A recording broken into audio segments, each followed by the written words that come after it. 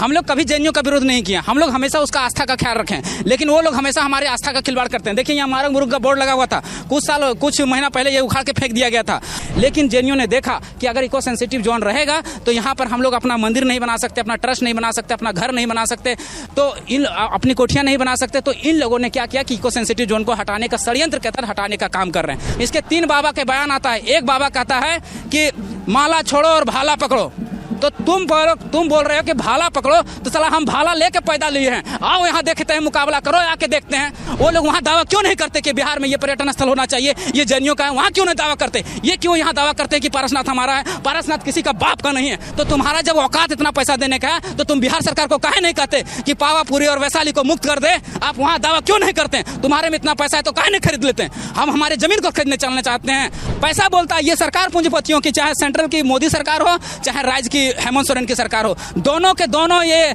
पूंजीपतियों के हाथों में बिक चुकी है। विवाद को लगभग बोला जा रहा है कि सुलझा दिया गया। गिरिडीह विधायक खुद बोल रहे हैं कि दोनों संगठन के लोगों को बैठाकर वार्ता की गई और विवाद सुलझ गया। क्या कुछ मांग है और कहाँ विवाद हो रहा? कैसे, कौन सुदीप सोनू होते कौन है, सबसे पहली बात है, और कैसे सुलझा दिए? क्या जो भारत सरकार जो लेटर पास की है जिसके अनाधिकृत प्रवेश वर्जित है, क्या वो लेटर वापस ले ली गई? नहीं ले ली गई।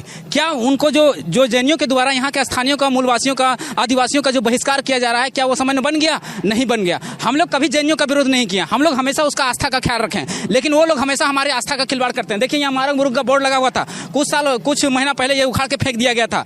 हमारी आस्था के साथ सदैव वो लोग खिलवाड़ करते हैं, लेकिन हर समय हम लोग ने उसके आस्था का ख्याल रखा। हमारे यहाँ भौमिया बाबा जी, जहाँ हम लोग बलि देते थे, लेकिन उस बलि को हम लोग यहाँ से जाके नदी में जाके देते हैं उनके नाम पर, लेकिन हम लोग उस आस्था का ख्याल रखे। लेकिन ये लोग हमारी जमीनों को, हमारे जंगल को ये लोग लूट रहे हैं और उनमें बड़ी बड़ी कोठियां, बड़े बड़े मंदिर बना रहे हैं। हम ये नहीं कहते कि यहाँ जैनियों को प्रतिबंधित लगा देने, हम कहते हैं कि जो समय आज तक बंद के चला आ रहा है वही चलने दिया जाए। सबसे पहला मांग इन लोग का, कहते हैं कि दारू, बीड़ी, सिगरेट, गुटखा, तंबाकू, ये सब चीजों पर प्रतिबंधित होने चाहिए। इसका हम भी समर्थन करते हैं, प्रतिबंधित होना चाहिए। मांस मदिरा का प्रतिबंधित होना चाहिए, हम भी उसका समर्थन करते हैं। लेकिन हमारी आस्था यहाँ मारंग मुरुंग, यहाँ जाहिर थान, यहाँ पर हम लोग को बलि देने की है, हम लोग को यहाँ हड़िया के तापन चढ़ाने की है। तो हम लोग अपने प्रथा को, अपने रिचुअलिटी को ख्याल नहीं रखेंगे क्या? अपने पारंपरिक धर्म को ख्याल नहीं रखेंगे क्या? हमारी जो आदिकाल का धर्म है उसका ख्याल नहीं रखेंगे क्या? हम उसका भी ख्याल रखेंगे। तो हमारा जो आज तक हम पूजा करने आए थे हमको वहाँ सुरक्षित कर दिया जाए। जैनियों को जो वहाँ स्थान है वहाँ पे उनको सुरक्षित कर दिया जाए। और जब जैनी लोग कहते हैं कि हम लोग पारसनाथ को बचाना चाहते हैं और मूलवासी आदिवासी लोग भी चाहते हैं कि हम लोग पारसनाथ को बचाना चाहते हैं, तो फिर पारसनाथ को भंग कौन कर रहा है? पारसनाथ को हटा कौन रहा है? पारसनाथ को अतिक्रमण कौन कर रहा है? तो हम बताते हैं कौन अतिक्रमण कर रहा है। ये जो आप रोड देखते हैं, यहाँ पहले वैकल्पिक मार्ग हुआ करता था। 1990 के दशक में मात्र एक दिन में 300 यात्री लोग चढ़ते थे ऊपर पारसनाथ, क्योंकि रोड नहीं था। आज जैनियों ने यहाँ पर एक रोड बना दिया जिससे पर्यटन स्थल विकसित हुआ और कम से कम 3000 एक दिन में लोग चढ़ने लगे। तो इस सरकार को देखते हुए कि यहाँ पर्यटन तो ज्यादा आने लगे, तो पर्यटन स्थल के बनाने की घोषणा की। तो पर्यटन स्थल को बढ़ावा कौन दिए? आप दिए। उसके बाद ये पारसनाथ का जो दक्षिणी छोर है, वहाँ निमिया घाट क्षेत्र से इसको 15 फीट का एक रोड बन रहा है,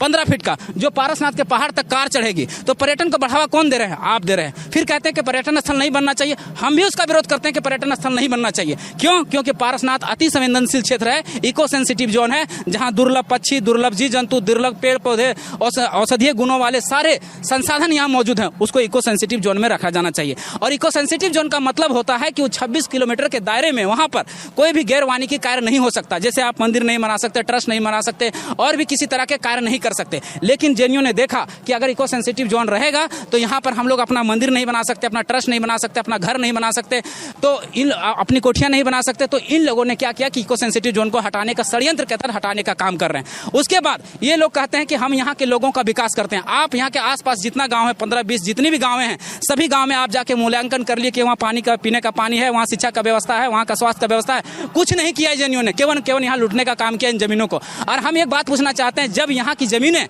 सीएनटी एक्ट में लागू है और छोटा नागपुर काश्तकारी अधिनियम का धारा 46 का कहता है कि अगर कोई आदिवासी है तो केवल आदिवासी को ही जमीन बेच सकता है, लेकिन उसी थाना का होना चाहिए।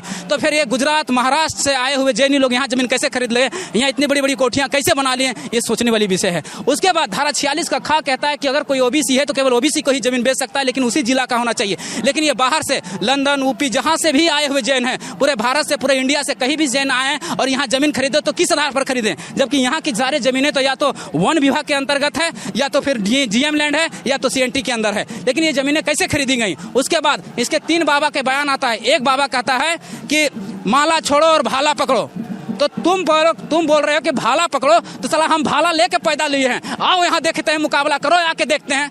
बोलना माइक में बहुत आसान काम है। आप मुनि हैं, मुनि रहिए। आपका कहा जाता है अस्तय, अपरिग्रह, अहिंसा, परमो धर्म आप कहते हैं, लेकिन परमोतः कहाँ चला गया आपका? जब यहाँ झारखंड, ये जे पारसनाथ को जो क्षेत्र है, मेरा घर यहीं तलहटी में पड़ता है, यहाँ 3 महीने तक आग लगी रहती है, जिसमें लाखों जीव जंतु, लाखों पशु पक्षी जल कर राख हो जाते हैं। तब ये जैन समुदाय वाले कहाँ चले जाते हैं? तब क्यों नहीं पारसनाथ को बचाने आते हैं? एक सवाल और हम इनसे पूछना चाहते हैं। महावीर स्वामी यहाँ पर पारसनाथ जो 33वें तीर्थंकर थे, उनका यहाँ निर्वाण प्राप्त हुआ था, यहाँ उनका मोक्ष प्राप्त हुआ था, तो उनका मंदिर बनना चाहिए, उनका ट्रस्ट बनना चाहिए। लेकिन इनके 24 तीर्थंकर में से 32 को मंदिर उन्होंने ऊपर में बना दिया है और सभी टॉक पर कब्जा कर लिया है, तो ये तो गलत तरीका है। उसके बाद ये लोग कहते हैं कि जहां मेरा तीर्थस्थल वहां सुरक्षित रहना चाहिए।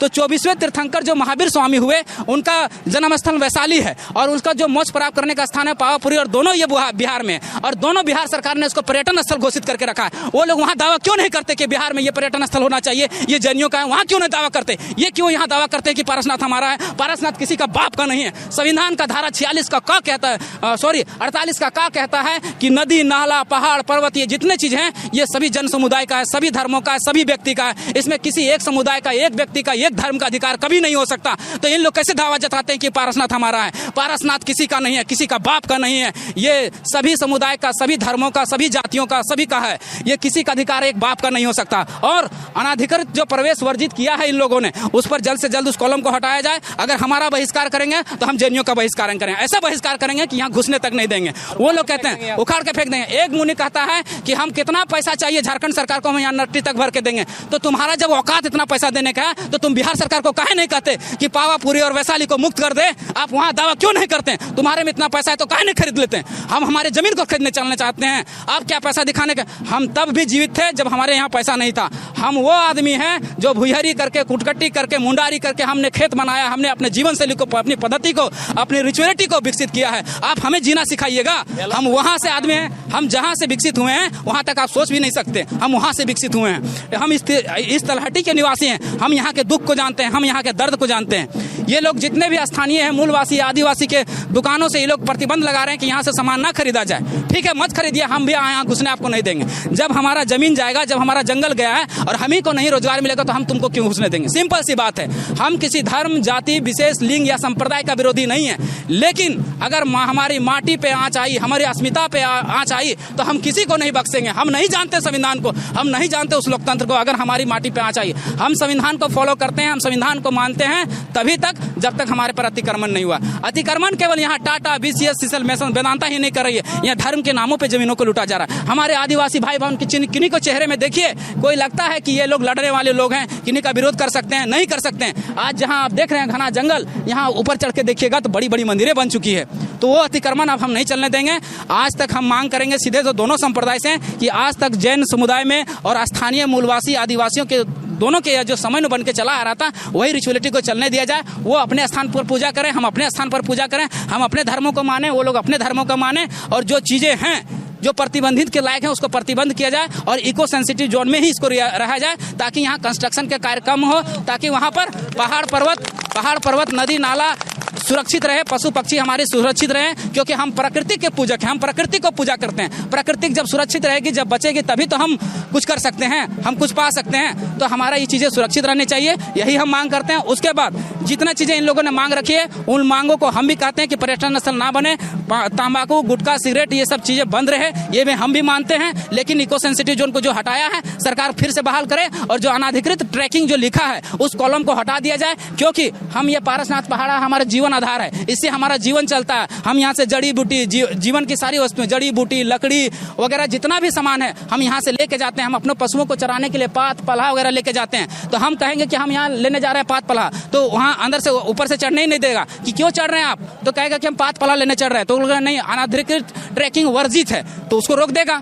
उसके बाद तो कहेगा कि कहाँ धर्म करने जा रहे हैं, वहाँ पर ये क्या पूजा करने जा रहे हैं, हाँ तब चढ़ने देगा। तो हम लोग पूजा करने नहीं, हम बड़ पहाड़ है, हमारा मारंग बुरुंग है, हमारा जाहिर थान है, हमारा महाजी थान है, उस पर हमारा आस्था है, हमारी आस्था को सुरक्षित रखा जाए, हम इतना ही कहना चाहते हैं। आदिवासियों की सरकार है यहाँ पर, आदिवासी भी अपने हक और लड़ाई के लिए लड़ रहे हैं, 1-2% जैनी हैं, क्या लगता है पैसा बोलता है? पैसा बोलता है। ये सरकार पूंजीपतियों की, चाहे सेंट्रल की मोदी सरकार हो, चाहे राज्य की हेमंत सोरेन की सरकार हो, दोनों के दोनों ये पूंजीपतियों के हाथों में बिक चुकी है।